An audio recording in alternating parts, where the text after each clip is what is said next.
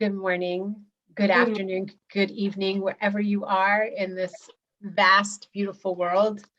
I am Reverend Wendy Silvers, and you have arrived at the Awakened Mother podcast. These are weekly dialogues that are uncensored, unfiltered, honest interactions between myself and magnificent guests, leading edge moms, spiritual leaders and teachers, visionaries, experts, all in service to the upliftment and the empowerment of moms so that they in turn can raise healthy families and empowered children. So I'm so happy that you are here and continue to follow us, and please spread the word so that everyone can hear a message of hope and healing and inspiration. Today, I am just so thrilled to share with you a woman that I had the honor of meeting approximately a year ago. And from the minute I met her, I was like, I love her. And I love her energy and the work that she is committed to doing. And she's a mom. And her name is Bane Saleh. And she's an architect, an environmental sustainable strategist, and a plant and health researcher. She's worked for many years in the fields of sustainable architecture, metropolitan research and design, and zero waste technology. After a personal health crisis, she spent the following 10 years researching the field of public health to both identify the root causes for the global rise in chronic illnesses, including cancer, autoimmune disorders, and allergies, and find medicinal plants and alternative treatments to fight those diseases. Her passion for healing with nature led her to nature's largest pharmacy, the Amazon. God bless the Amazon. In 2019, she founded the Mothers of the Amazon Initiative with the mission to protect the Amazon rainforest and the health of its indigenous communities through restorative and regenerative community projects that empower women in the Brazilian Amazon. Since its creation, Mothers of the Amazon has been designing and implementing a sustainable community master plan, a model of sustainable development for the Amazon in the region of the Carapana in Accra in Brazil. And I will defer to Bane for the correct pronunciation. Bane's mission is to raise awareness for the need to protect the Amazon for future generations. The Mothers of the Amazon are raising the next generations of guardians of the forest who will protect the world's biodiversity and pharmacy for future generations. Wow. Welcome. Welcome, Bane. Thank you for this most powerful and potent work in preserving the Amazon. Thank you so much for having me. I feel so honored to be here, to be part of the Awakened Mothers. Well, I imagine that you yourself went through a process of awakening from being an architect to the initiative with the Amazon of the Mothers. Would that be accurate? Yes, I could say so, for sure. After years of practicing architecture in mainly the Middle East and then in Los Angeles, it was a focus on sustainable design, developing, gold standard LEED buildings, so buildings that actually can generate energy instead of utilizing energy, and then I had a big health crisis, as you as you described, and I wanted to understand what were the root causes of my illness. I had cancer coming out of Lebanon after many years of war and chronic stress, you could call that, on the system. And I started really researching. The type of cancer I had did not have any treatment for it. And so I was determined, that was my mind and my research skills, which I had learn to do in architecture when we start having a new project, whether it's like a hospital or an airport. Like sometimes we've never built those those programs, those types of buildings, so we have to research to understand how what are the programmatic needs for different types of buildings. So I had some good research skills, and I figured I'm gonna really try to understand the disease I have, understand how it functions, what are the root causes of it, and then find in nature the properties that are needed to heal that. So in my case, my cancer was induced by a virus. So I started thinking, okay, what are the antiviral plants that I could use, the strongest antiviral plants that I could use to cleanse my system. And from that on, I really kind of like discovered the world of the magic of nature, and was able to heal myself. And that journey took me to the Amazon, because it's the largest pharmacy of the planet, and many plants are available for our healings there. I think something like 75% of any Western medicine comes from plants. So it's like isolated compounds of plants that are then commercialized, but we have access to those plants directly without having the side effects that certain medicines can create. And I was able to heal myself, and I knew at that moment that at one point both the architecture and the sustainable design, hours I had put into developing those skills will come together with everything I've learned about healing, in order to save a greater purpose. As I was kind of diving into my disease, I also like started to figure out, okay, if my immune system is breaking down, what are the causes for that breakdown in the immune system? I discovered I had like a really high level of heavy metals, uranium, cadmium, tin from chemical weapons from the war in Lebanon. So also like looked into how do we actually cleanse the body from environmental toxins, and that's how.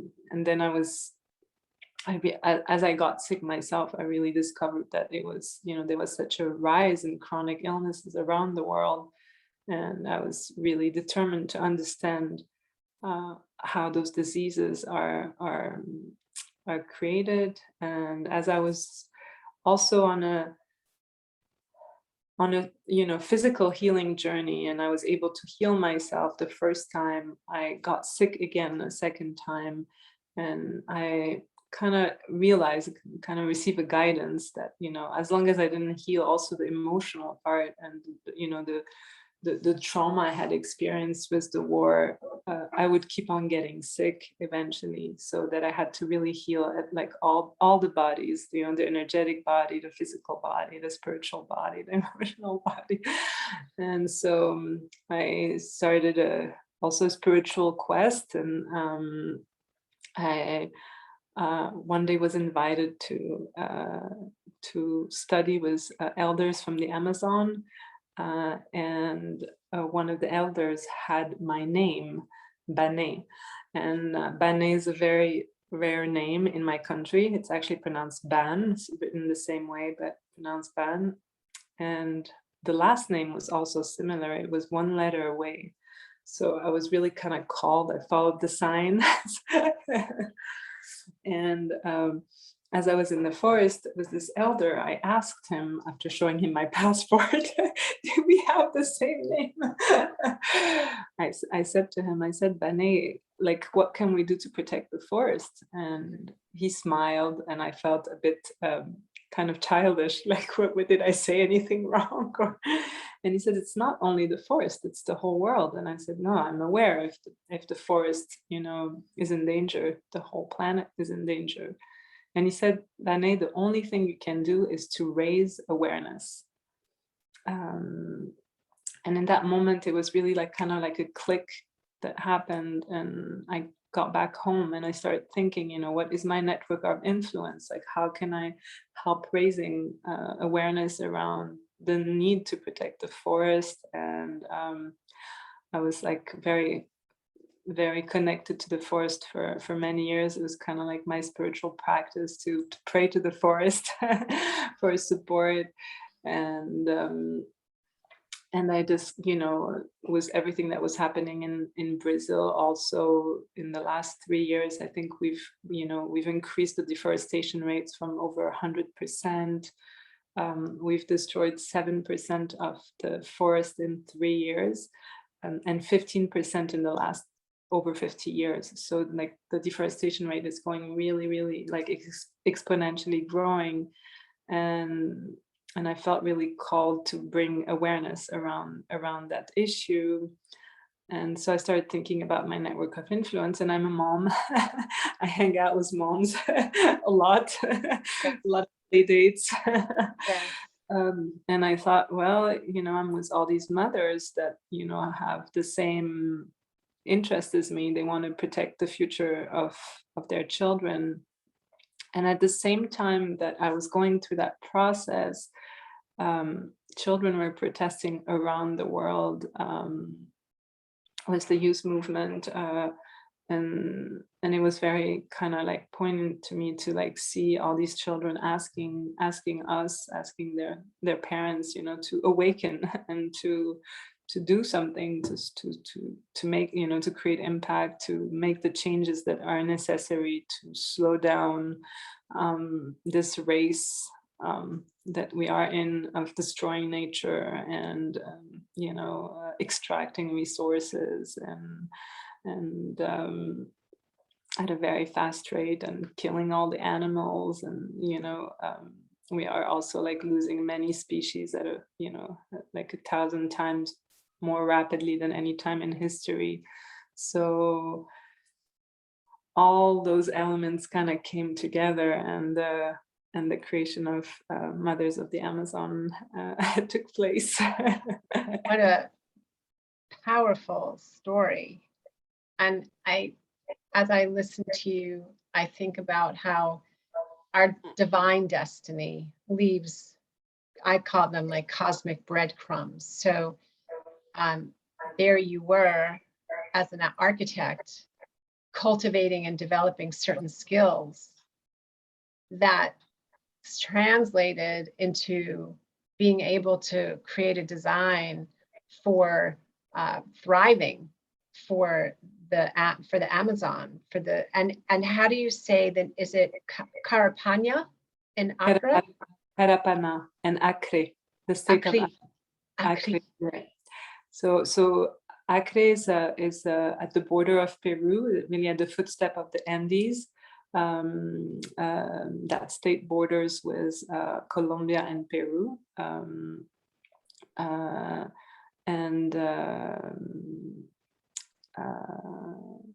And so really why that state is kind of crucial for the protection of the rainforest.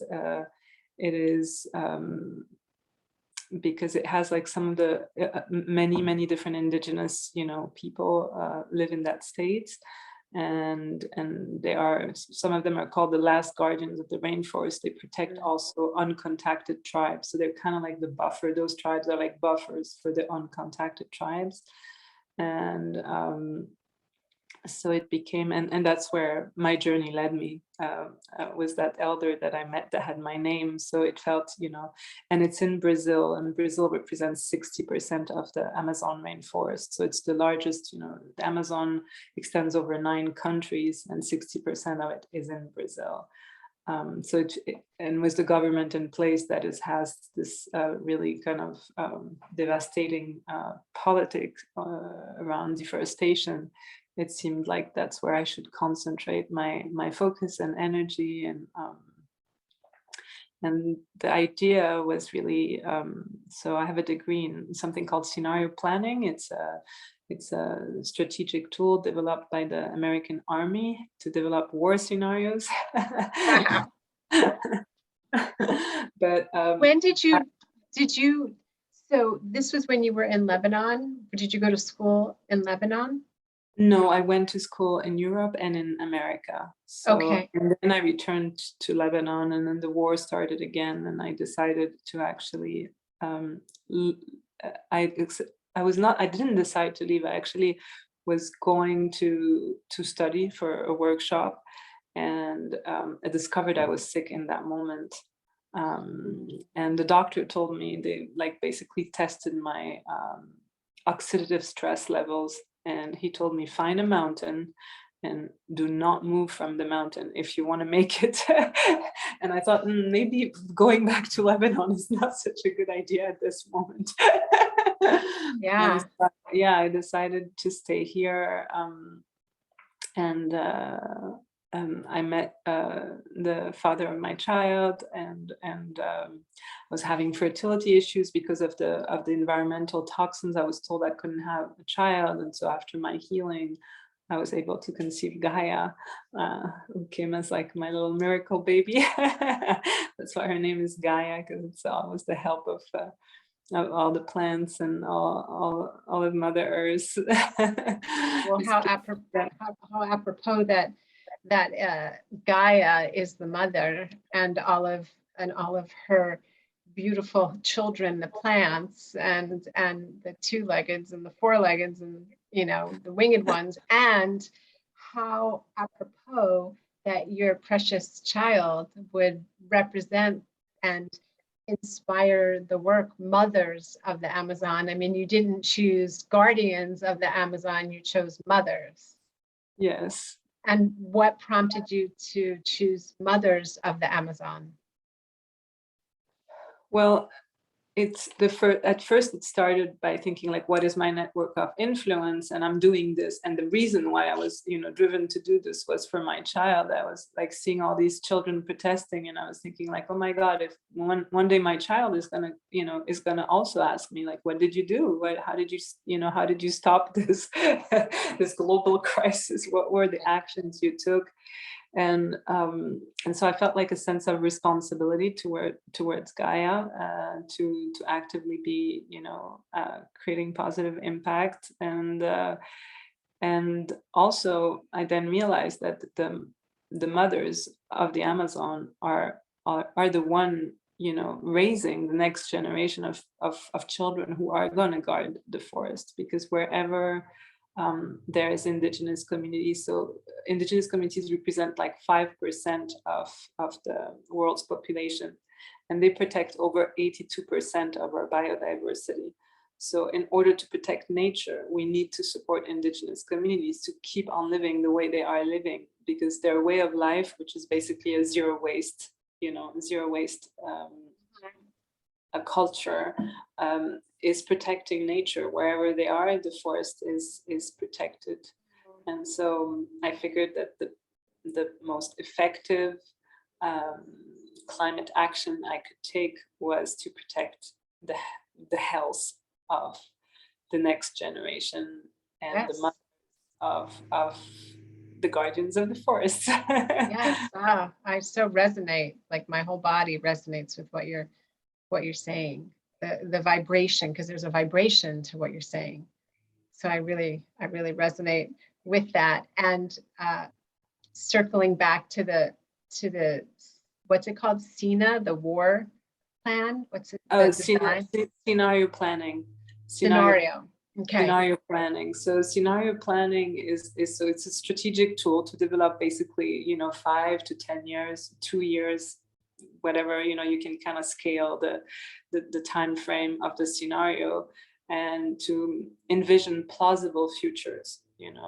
And the way that is done is by kind of like analyzing a context. So looking at the strengths, the weaknesses, the threats, the opportunities, the friends, the foes, all the driving forces, the social, technological, ecological, economical, political driving forces affecting an area. So in this case, the Amazon, and then looking at also all the critical uncertainties. For example, today we're facing a really major critical uncertainty, is whether the 191 law is going to be passed by the Brazilian government. So that law would revoke it would revoke the need for corporation to ask for permission to indigenous communities who have demarcated their territories and to enter their territories and, develop mining projects, logging,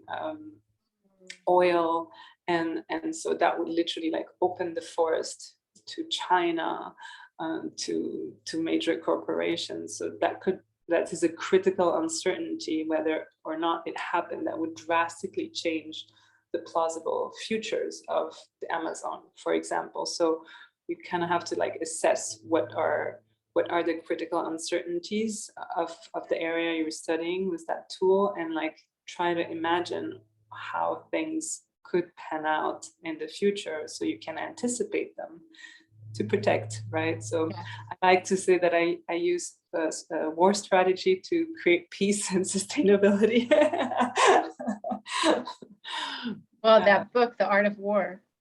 The Art of War, yeah. The Art of War. So thank you for doing that. I've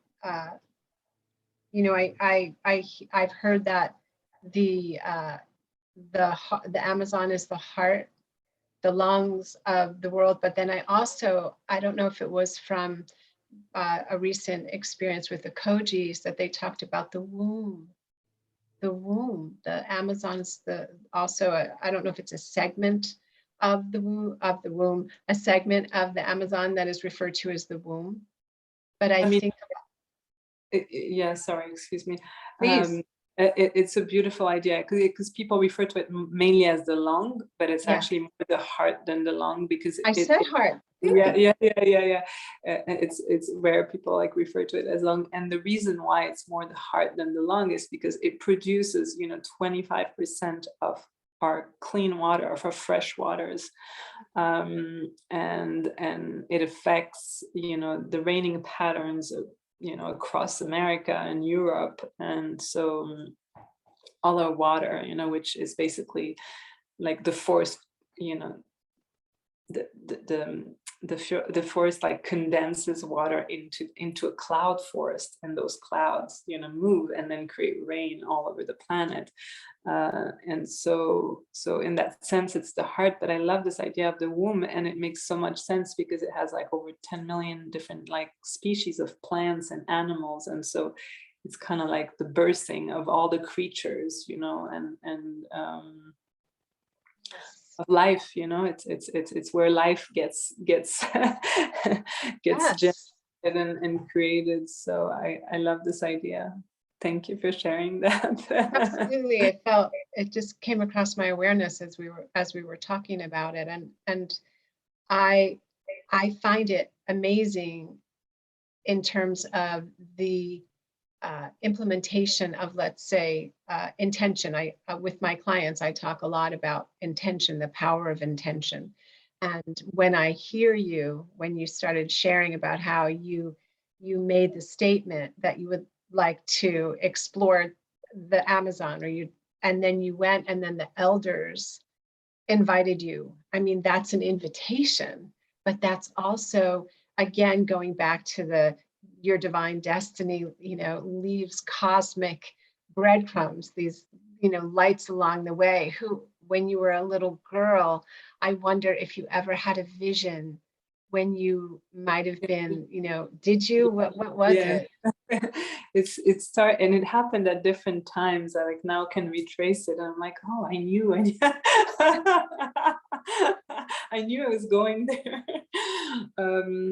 So I think I must have been 7 or something, and we had just left Lebanon for the first time. We kept on leaving Lebanon at different moments of the war, because every time we would go back thinking the war is over, and then we would realize the war is still happening. So my family, of course, to protect us, would like take us out of the conflict zone, but we still spent many years in it.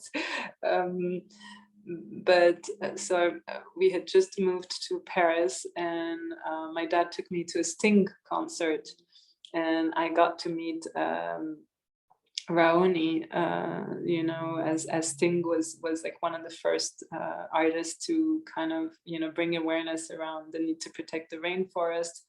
And I remember thinking like really vividly that like this is what I want to do. Like I want to protect the forest. I want to protect the people of the forest, you know. And I think in 2018, just before I, I had already met the elders, and I was already starting to think of like, what am I, you know, how am I going to do this? I got invited to the Climate Week in New York, and I met with Brownie. Ended up spending like 3 days with his delegation, and so yeah, I think like at different moments I had vision that this would happen. Yes. I remember also seeing a documentary like around 2007, and it was about healing in there was different, you know, different indigenous people represented in the documentary, and I remember thinking one day I'm going to be down in the forest healing, you know, with those communities, as if I also knew that I was going to get ill, you know, like I could foresee that I would get sick, and like so there everything is somehow like connected, and definitely what you describe is I like to study many different traditions and how they heal, and I kind of like gotten to the point where I realized like they all heal in the same way, you know. It's always the same tool. It's putting the patient in a state of deep meditation, and chanting, so with vibration, right? It's like healing with sound, and I so one of the traditions that I like to study is they're called the Kiros, and they're kind of like the last Incas, you know, who the last tribe of the Incas. They've retrieved into the Andes, and they live up in the mountains. And they observe the world, and they prophesize about, you know, the changes that are coming and the ecological collapses that we might face, and they say that there's two types of dreams. There is the sacred dream, and there's the daydream. The daydream is the I, anything that like I want. So it's like I want a bigger house, I want a car, I want, you know, like kind of like linked to material things. And the daydream always ends up as a nightmare. It has like a limit. It has a limit date to it, and so it's like you buy the land, you own by the land, your mortgage increases, you get into the rat race. So we can see how those, right, how things can turn into a nightmare. And the sacred dream is a dream that's bigger than you. It's Martin Luther King wanting to end, you know, segregation, and creating the civil rights movement. There's Gandhi, you know, bringing peace in his region. It's Nelson Mandela fighting against apartheid in South Africa. So the sacred dream is bigger than the I. It's the I at the service of the we. And they have this belief that when you embark on your sacred mission, on your sacred dream, you kind of become a luminous warrior, a warrior of light. And they say that the warriors of light have no enemies, neither in this life nor in any others.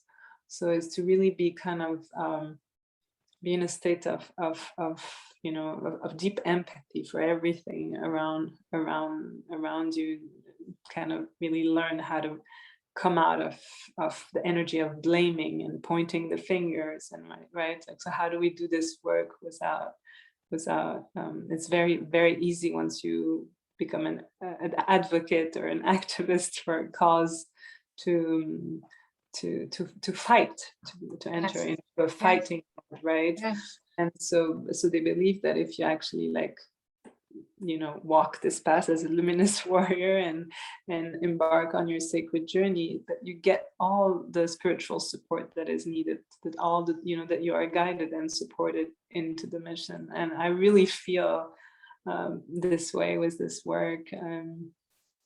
I really feel that I've been so blessed, and so much gratitude for all the mothers that have like joined, and that are sharing their network and sharing their tools and their skills to be able to support the forest the highest and best ways. Oh, I'm so moved by what you shared. Thank you.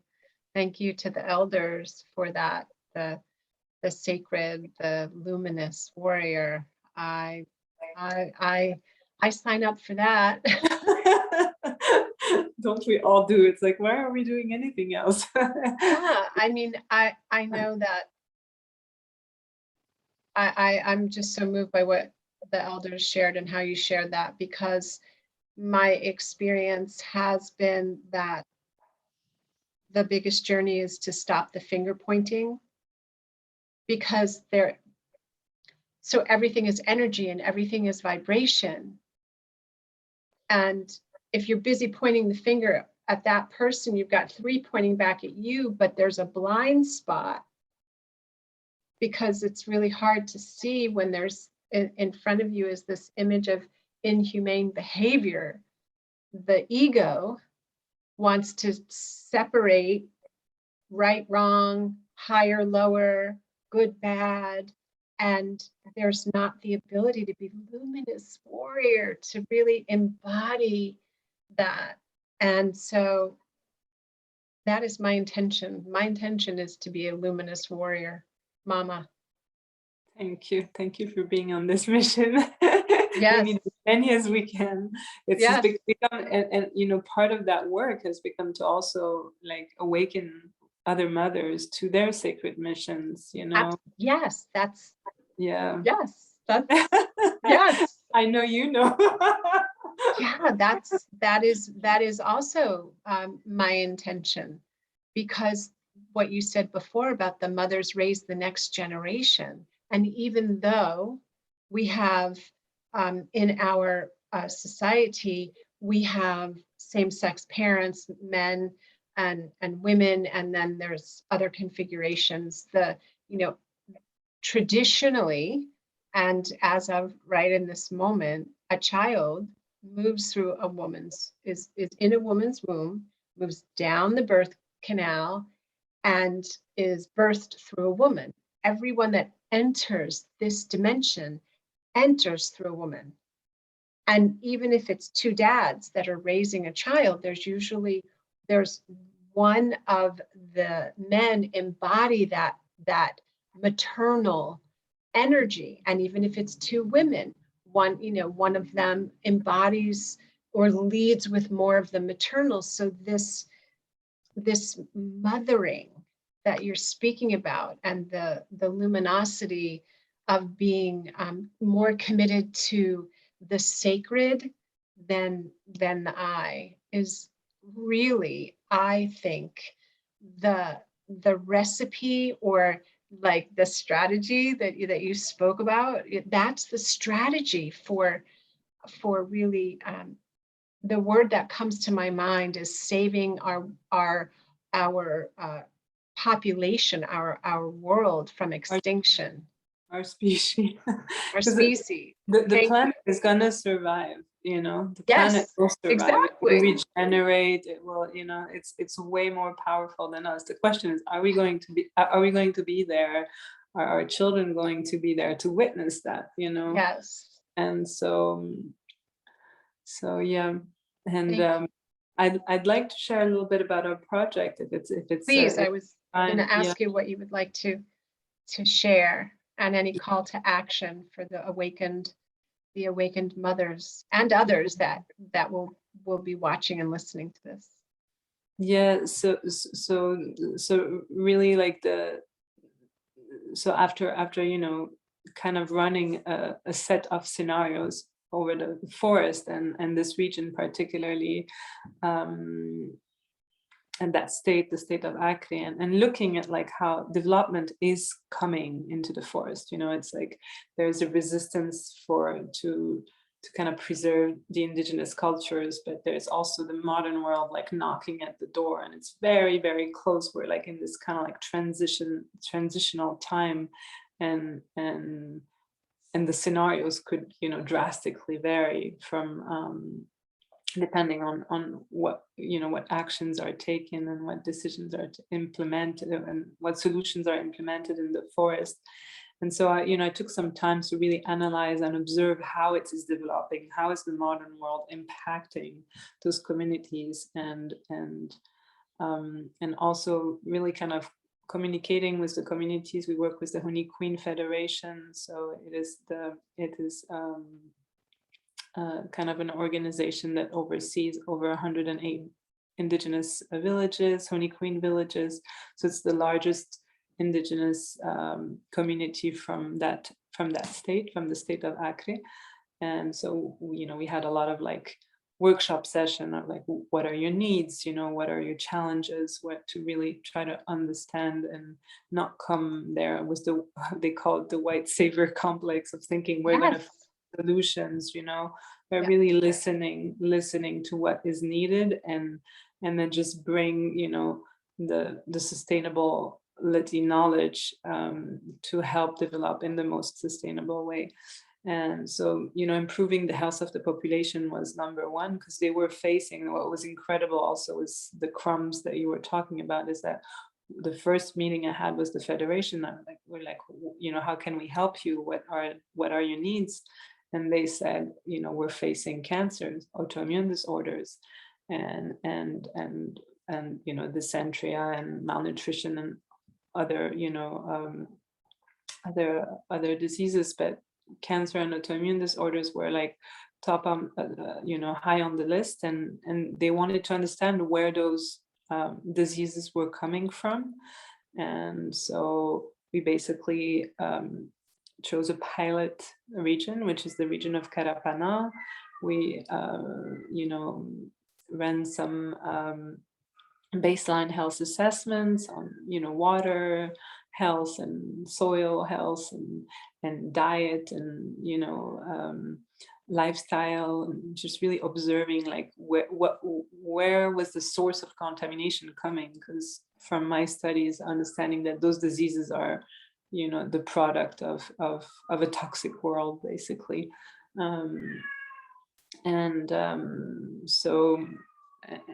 So of course, you know, the mining industries, the water is polluted with heavy metals, the nearby cities that are affecting, they're throwing all their medical waste, all their chemical waste into the rivers, which are, you know, going into the communities, and really kind of mapping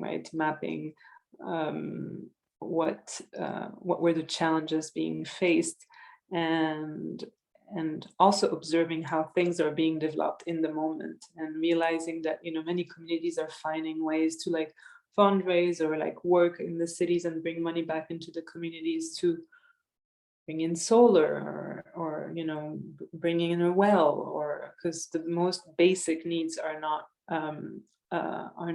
provided by the government. So and looking at how those things are being developed, and realizing like, oh my God, like all those communities are not bringing solar. Solar seems like a green solution, but truly, if every one of those communities brought in solar panels and solar batteries, within 5 years, the whole area would be fully contaminated with heavy metals from leaching batteries and toxic waste.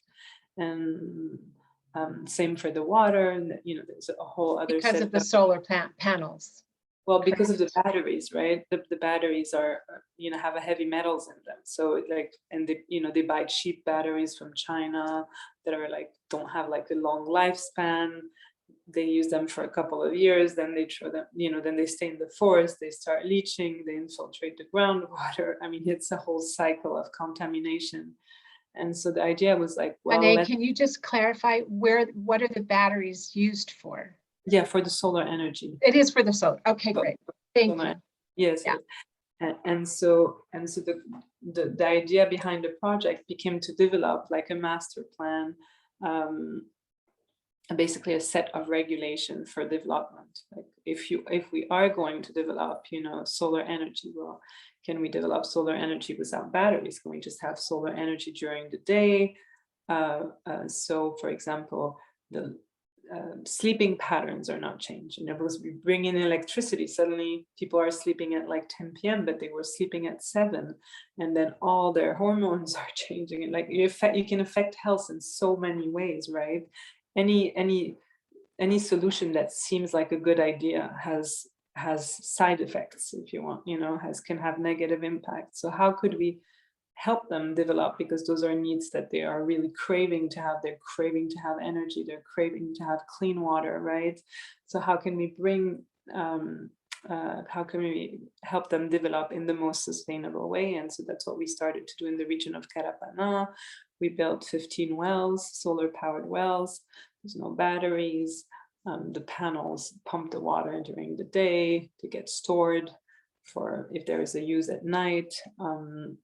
And we also like do education workshops on, well, if you bring water, and then suddenly they're using, for example, they have some dependencies on a few products from the city, like soaps, that to share with the communities that soaps detergents have heavy metals. They are the same thing you're fighting the mining companies because it's contaminating the forest. Now you are going to start to contaminate the forest yourself without even the awareness, because you're purchasing products, modern products that are chemical. So we try to really like create like a holistic approach to every solution that we are developing in the forest, and which support both development and also the preservation of the culture. So, small examples, for example, the shirt I'm wearing is hand weaved by hand, and it's a dying art because it takes a lot of time. You have to harvest the cotton, you have to, create the thread out of the cotton, then you have to naturally hand dye all the threads, and then you can start weaving. And so, for example, now a lot of the women realize, well, it's cheaper to bead. Like we can bead faster and we can sell it faster. It sells more easily. So the art of weaving is dying. So how do we incentivize, how do we incentivize those communities to like really preserve their culture and their ancestral knowledge, whether it's medicinal or artisanship or and so this is the work we're doing as of now. It's very exciting. So we built a house of artisans to actually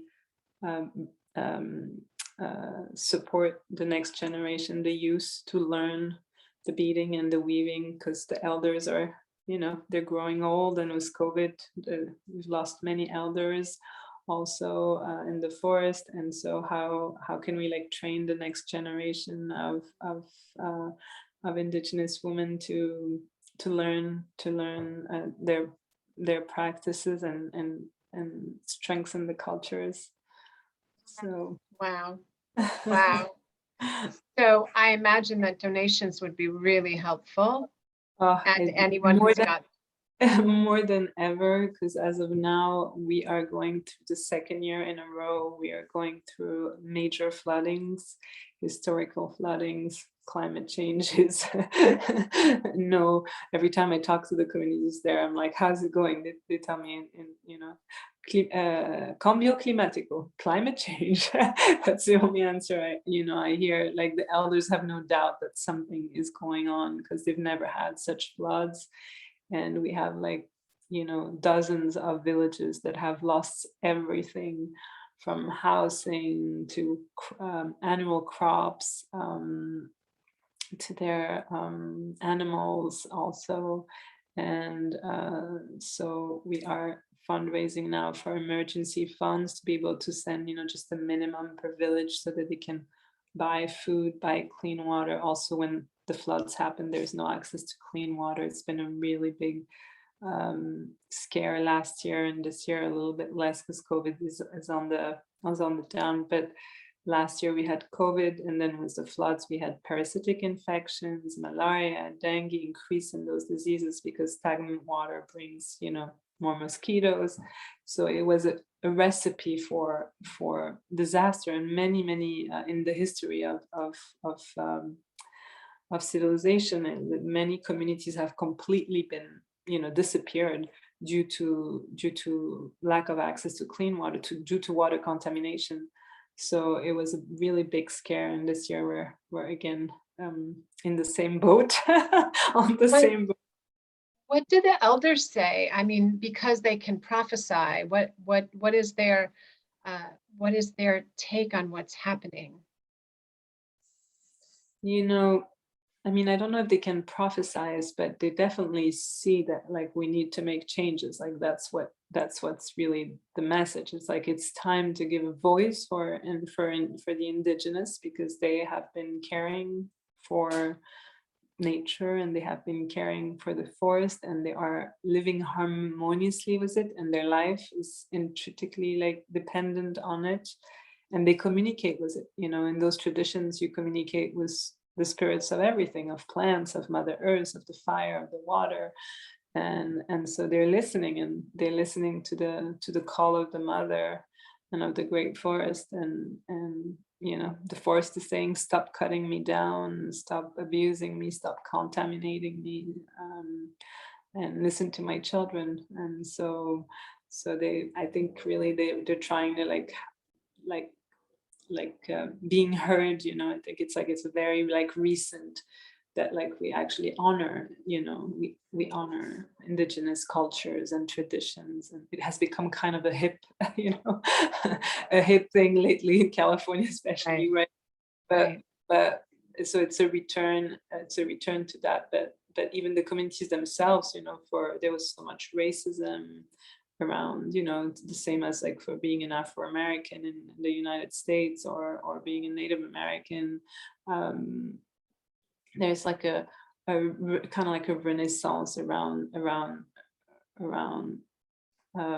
those cultures, and also within the communities, like pride in their ancestral knowledge. And so that's the hope. That's beautiful to see that there's more and more people caring about the fate of the forest, about the fate of those communities. But yeah, call to action would be to support. For this emergency fund, you can go to Mothers of the Amazon website. There is a donate section. You can just donate. It's all tax deductible. So Mothers of the Amazon.org. .com. Okay. .com, yeah. And so yeah, be really, really grateful for the communities. If we can support them in replanting all the basically, like, to give them food security, because when they lose their food crops for the year, I mean for a whole year, they don't know how they're going to feed themselves. So we're trying to buy seedlings and help them replant, and also structures. How many houses were destroyed, and communal spaces where they have their gatherings, and bridges for harvesting, and there's many different types of structures that's been affected in different communities. So anything helps, and so much gratitude, as they say in the forest, muita gratidão. Lots and lots of gratitude for any help in coming this way. Thank you. Absolutely. Thank you. I'll make sure that all that information is accessible for people. Thank you for your work. And I have one last question for you. What would you say to mothers listening? How can they stay awake? What is a gift of being awakened? That seems like two questions. So it is actually. I realize, yeah, it is. Yeah. I'll answer to the first one. So how do we stay awake? We listen to our inner guidance. There is, in Lakota tradition, they say that when you receive your life's mission, so we all have a life's mission, and when we are shown, or received through a message, through a dream, through thoughts, our life's mission, if we do not follow that mission, we will get ill. And it is very powerful to even think about that. And I always like to bridge the spiritual and the science, right? Because like through my research, I have like a really kind of like, I went deep into the science of things, but I also went into the spiritual aspect and try to understand if both actually kind of correlate, right? And I started thinking about that. It's like, how could you actually get sick if you know you knew you were supposed to be doing something meaningful or being at service in any way, and you were not doing it? And I started thinking, well, imagine if you know you really felt called to help the homeless, right? And every time you walked on the street, you saw a homeless person and you had guilt for knowing that you could help, but you never did anything about it. And every day you would wake up with a very kind of like mild guilt, not even being aware of it, right? That it's present, but it would stay in your system. And we know now, like, what those emotions kind of create, what kind of neurochemicals those emotions create for the body. So they'll create, adrenaline and noradrenaline and cortisol, and that has the capacity, we know now from epigenetics, that has the capacity to literally turn the genes of diseases on. So let's say if you have, if you're predisposed to have cancer, and we all have, predispositions to certain diseases, Alzheimer, whatever the disease is, then secreting those types of neurochemical for many years, for 15, 20 years, could literally make you sick. So there's like science to support those yeah. And so I would say to really listen, because we're guided. I know in our modern world, like if you say I got a message, you're taken to a psychiatric asylum for delusion or something, some sort of pathology. You'll be diagnosed. But actually, we all have psychic abilities. This information, like thoughts are yes.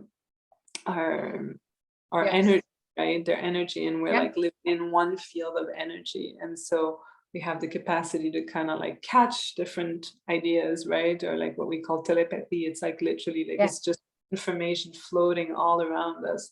So all those messages we receive, like for me, I always think to myself, if I'm receiving the same message twice, that means I really need to listen. And sometimes the message comes 3 and 4 and 5 and 6 times, and we're still not listening. So to stay awakened, I would say just really listen. Thank you. And what's the gift of being awakened? The gift of being awakened. I think I would say inner peace. Because if we know that we're supposed to be doing something, if we know we have the capacity to create positive impact and to help, steer things in a better direction, and we don't do it, we can't really be, at peace with ourselves. And so once we listen, and that's how we stay awake, and we actually like embark on whatever is we are called to do, then we find that inner peace, because we know we're doing the right thing. To do the right thing brings inner peace. So I would say that's the gift of being awakened. Thank you. I love that. The alignment with what you're receiving creates that inner peace when you also, yes. And that it reminds me, many years ago, I was told that the trees communicate. They send messages through the earth, and they reveal how the species, how are things going. So I just love that listening. Listen. Thank you. Well, Bane, I am listening. I have heard you. I have heard the call of the mother, and I thank you for the work that you are doing to help mothers raise guardians of the forest, and to raise healthy, empowered children who are guardians of their bodily autonomy and their thinking and their being. Thank you. And God bless Gaia. Thank you. I'd like to add one more thing that I, if it's possible. part of what we do at Mothers of the Amazon also is we're developing educational programs for children in the United States. We just finished a program for high school students. So there are environmental leadership use programs that are Amazon focused. And the idea is like really like our children in the West are suffering a lot with what's happening, they are, and that's why all these protests are happening yearly and weekly in many places. And the best way to fight depression is like the leading cause for death around the world today is not war, it's depression. And suicide, and we can see that like the impact of climate change is having on children is really, really, really not to be undermined, and to be able to educate children so that they have tools to face the world that is coming, and that is going to be a challenging world where we're going to have to find solutions for all the problems we've created. and so I just wanted to say that was also part, of the mothers and the children. And if anybody's interested in those programs, they can also reach out. If anyone is interested in, just joining the cause, you can also like add yourself on our mailing list, and also, volunteer. And we're always, open to work together. They say in the forest, juntos estamos más fuerte. Together we are stronger. So Ouch, many blessings. Many blessings. Thank you. Bueno, gratitude. Gratitude. Muita gratidão. What is it? Muita gratidão. Gratidão. Much gratitude. Yes, thank you. Thank you, everyone. So you have, thank you for staying with us. Thank you, Bane. Thank you for the work that you are doing. So everyone, Bane is with Mothers of the Amazon, and that's mothersoftheamazon.com. I will make sure that you know how to connect with her and connect with this wonderful organization. And so stay tuned for our next episode of the Awakened Mother podcast. And as you return to the activities of the day, please remember that you are powerful beyond measure, loved beyond description, and a force for good in the world. So go forth and spread your good. Thank you for being with us. Peace and many blessings.